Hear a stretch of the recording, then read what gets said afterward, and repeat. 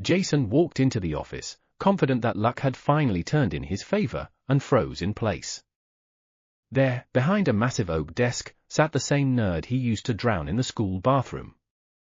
Only now, Lincoln was wearing a suit worth more than Jason's annual salary, and his eyes held a cold, unshakable calm.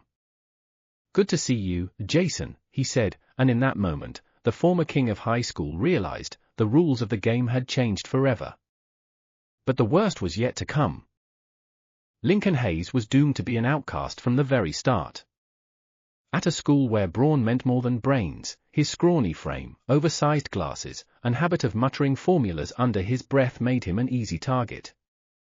Especially for someone like Jason Carter, captain of the football team, Westview High's golden boy, whose fists landed harder than his jokes. That day started like any other.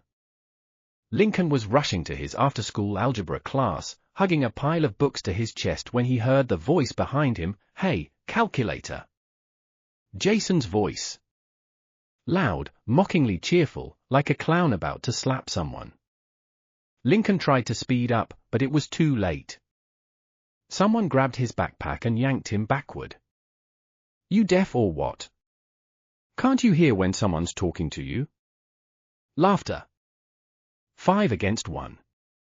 The bathroom in the far wing of the school was perfect for these sessions, even the janitor only checked in once a week. Lincoln was shoved inside. The door slammed shut.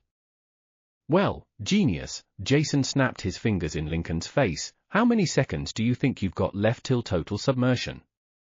The rest happened fast. Hands clamped onto his shoulders. Laughter rang in his ears. Then, a hard shove, the cold porcelain under his forehead, and, splash. Water. Dirty, reeking of disinfectant. It surged into his nose, his mouth, his lungs. Lincoln thrashed, trying to breathe, but they just pushed harder. Look at him flop. Like a little fish. Somewhere far off, the bell rang for class. But here, in that stinking stall, time stood still. When they finally let him go, Lincoln collapsed onto the tile floor, choking on water and bile. Jason leaned in, slapped his wet cheek, and whispered, "Remember this, Four Eyes. You're nothing. And you always will be." The door slammed shut. Lincoln was alone. Soaked. Humiliated. But already planning revenge. Lincoln never told anyone what happened. Not because he was scared, but because he knew complaining would only make things worse. Teachers? They'd long since learned to look the other way. Parents? His mom barely had time to breathe between night shifts at the hospital and her side job at the laundromat. His father? Gone before he was born, leaving behind nothing but a surname on a birth certificate and a pile of unpaid bills. So Lincoln stayed silent. But that didn't mean he gave up. He simply moved the war to a new battlefield. The school library became his fortress. While others played football or hung out at McDonald's, he devoured books on algorithms, economics, quantum mechanics. Textbook pages were his shield, formulas, his weapons. Each equation solved, every programming language mastered, it all made him stronger. Quietly. Inevitably. One evening, when his mother came home from yet another double shift and found him at the kitchen table surrounded by notebooks, she didn't scold him. She simply placed a cup of coffee in front of him, strong, like an adult's, and said something he'd never forget, "The world's a shitty place, Link. It breaks the weak.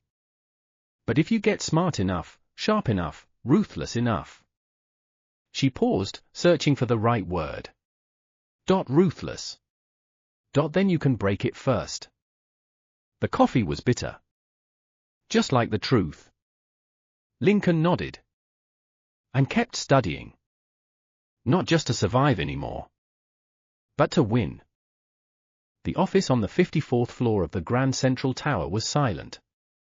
Beyond the glass walls, the lights of New York shimmered, a sea of money, ambition, and indifference.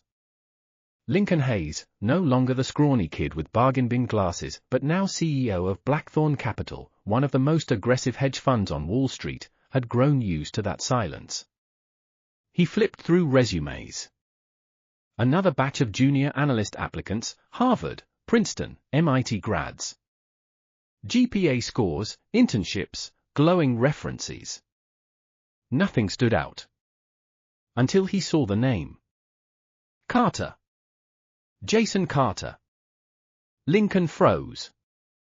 Then slowly, as if afraid to startle the moment, opened the full file.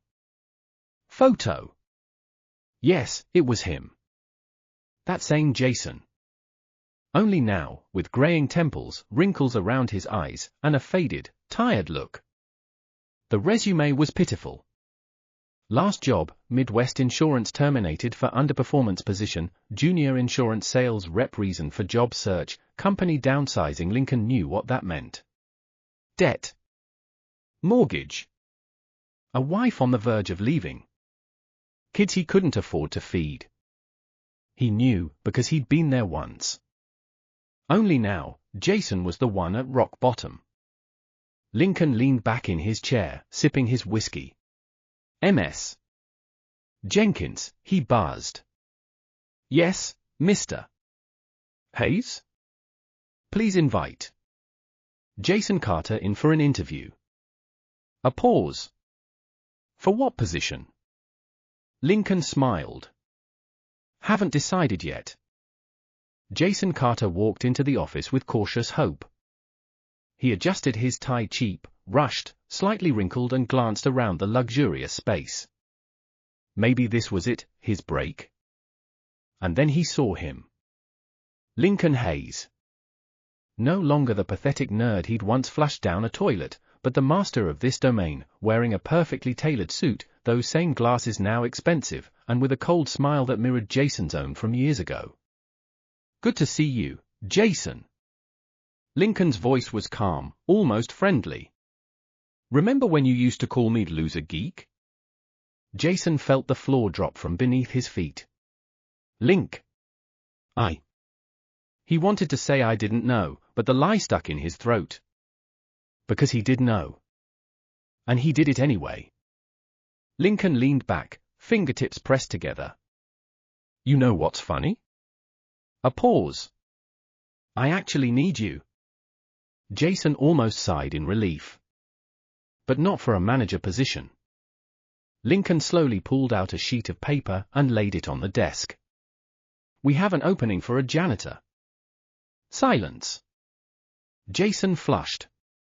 Then turned pale.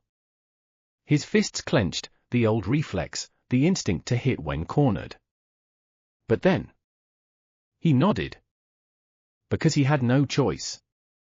Because of the mortgage, the debt, the hungry kids.